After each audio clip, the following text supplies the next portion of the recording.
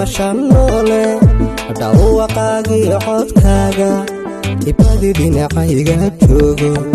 daraarta quran kuwaayo xaqiiq waan dhimashanole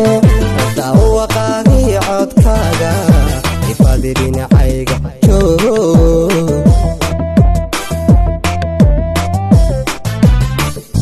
ana adigana ku dhowran udheehan sidii dhallaanka dhabaynaxdigii dhexdeenne sokor dhabarkayga kaalag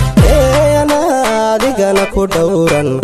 udheehan sidii dhallaanka dhabaynaxdigii dhexdeenne sokor dhabarkayga kaalay